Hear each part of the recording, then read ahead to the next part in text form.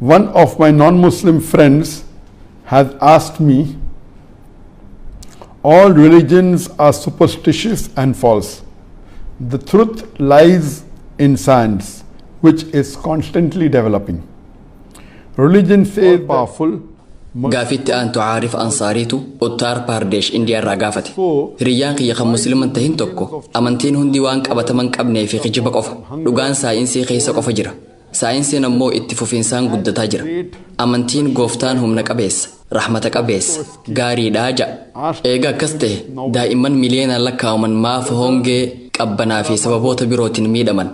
بريسان بكمان راشيا خان دوستوفيكسي جام كتاب ساقي ستة أكا غافتت قوفتان رحمتك أبيس إيجاج أمي ماف إساني في رحمتك قدي أفتا نياتا قبسو ما في خنن برو إساني في خنن ما في يومان دلقا دبون نياتا قها دبوني في لبين الدنيا رتباب الأت قوفتان يوهم نكبيسا في رحمتك أبيسته ركوتا نين دجرا دبام سيسي نموتا هند جرين يغمبتشو ما في نجرات شفني جئين قافته دي بسا أكا أبليسينو همت هريان ساخا مسلمان تهنتوك أمانتين هندي والروان هنجرت أمنو في خجبه ساينسين أموخا هندج آلو في يرو هند قدتا جرو جئين أوان نمني سنجئ مراسان ولي فينقلا أمانتين هدون والروان هنجرت أمنو في خجبه قرو هندامتي إسلام مان الحمد لله لقارت هندويت ساينسي في كتابنا أمانتي هدوي والبرك أبدان أمانتي لين هدون قرمات خناني خفن قرو ساينسي أميا في قرآن وصو والبرك أبداني قرآن خيسا آية تكلي خان ساينسي مركناوين ولتبو هنجرتن قرآن خيسا آية ليكم جها أولتجر san keessa akkuma tamaan kanneen lakkaaman waa'ee saayinsii irraa dubbatan qur'aana keessa dhugaawwan saayinsii kan waggaa 1400 dura dubbataman kan amma reeftana saayinsiin waggaa 30 dura waggaa 40 dura waggaa 50 dura waggaa 100 dura waggaa 300 dura arkachuu dandeetu jira qur'aanni waggaa 1400 dura waa'ee dhugaawwan kanniinii akkamitti dubbatuu danda'a baayoloojiin zooloojiin oceanoloojiin embryolojiin fayyaan hydrologiin qur'aana keessatti ibsamee jira wantoonni nuti dhihootana waggaa 50 dura waggaa 100 dura waggaa 200 dura beekuu dandeenye kunniin kan akka marsaa bishaanii wanni hundi bishaan irraa uumamuun hawaan tun akkamitti karaa dhoohinsa guddaatiin akka uumamtee fi wantoonni kumaatamaan lakkaaman qur'aanaan ibsamanii jiran saayinsiin wantoota kanniin dhiheenya kana jechuunis waggaa 50 dura waggaa 100 dura waggaa 200 dura waggaa 300 dura bira gahuu danda'e qur'aanni waan kanniin waggaa 1400 dura ibse waan kana akkamitti ibsuu dandeessa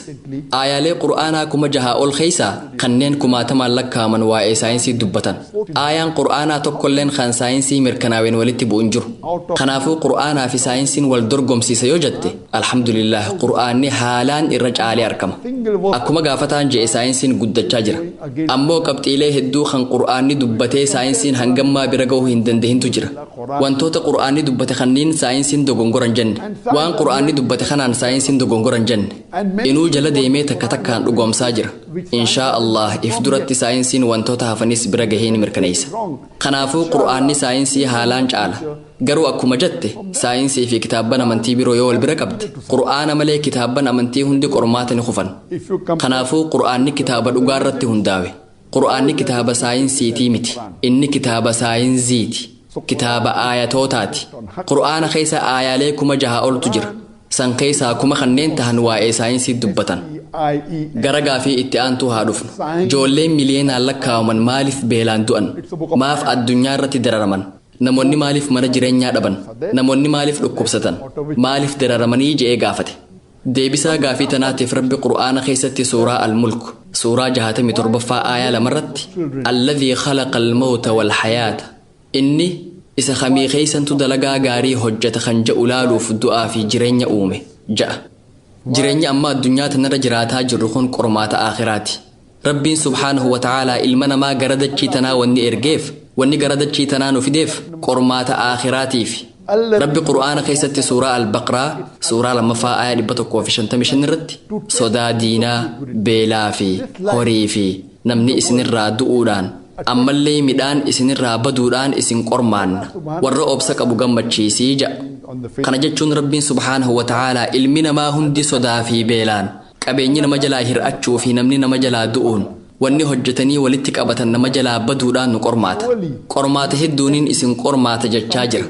garuu warra qormaata sanirratti obse gammachiisii jedhe Akkumaan dubbadhe jireenya addunyaa tanaa jireenyatti aanuuf qormaata. Rabbiin subhaanahu wa ta'aalaa ilma namaa karaa garagaraatiin qormaata. Rabbiin qormaata garagaraa qaba. Waraqaan qormaataa tan nama hundaatuu garagara. Kanaafuu Rabbiin ilma namaa karaa garagaraatiin qormaata. Garii qabeenyaan, garii fayyaan, garii hiyyummaan, garii dhibeen qormaata. Kanaafuu Rabbi ilma namaa beelaan, sodaan, rakkoodhaan qormaatuun warri qormaatame kun Rabbitti amanuu itti fufammoo ni dhiisan kan jedhu laala. Maatii ijoollee harkaa fi miilan qabne harkataniitu jira. Ijoolleen sunniin qulqulluudha yookiin macsuuma. Garuu isaan qormaata abbaa fi haadhaati. Rabbi namoota garagaraa bifa adda addaatiin qormaata. Rabbi komattamoo, Rabbitti dallantamoo, moo amaneetiin jira, dhugoomseetiin jira jettee fudhatta. Kuni qormaata. Rabbi namoota garagaraa bifa adda addaatiin qormaatutti jira. Bakka takkattillee namni dachii tanarratti dararame azaaba seena jedhee nutti hin himne. Namoonni harka qalleeyyii ta'an qormaata kufanii jiraniis jedhee nutti hin himne. Inumaa dureessarra namni jannata seenuudhaaf carraa bal'aa qabu hiyyeessa. Kanaafuu Rabbiin sabrii qabaachuu keenya laaluudhaaf nu qormaataa jira. Qormaata boodaas amantiin nuti Rabbii keenya irratti qabnu yoo jabaatee itti fufe inshaa Allah akhirattis ni milkooyna. Haalli jiru kun qormaata waan ta'eef awaamni waan kana hubatuudhaaf ni rakkata. Sababni isaa waan Rabbi uumetti waan hin amanneef. Garuu mu'minni jireenyi dachii tanarratti dabarsaa jiru isatti aanuuf qormaata akka ta'e ni beeka. Nuti wanni asitti argamneef qormaata kana qoratamnee dabruudhaafi. Kanaafuu inshaa Allah yoo Rabbi irratti iimaana qabaatte, yoo ajaja Rabbii hordofte, waan Qur'aanaa fi hadiisa sahihaan ajajamte yoo itti dalayte, inshaa Allah addunyaa tanattis ni milkooyta. This way, inshallah, if you have faith in Allah subhanahu wa ta'ala, if you follow the commandments of Allah subhanahu wa ta'ala and obey what is mentioned in the glorious Quran and the Sahih Hadith, inshallah, you will be successful in this world.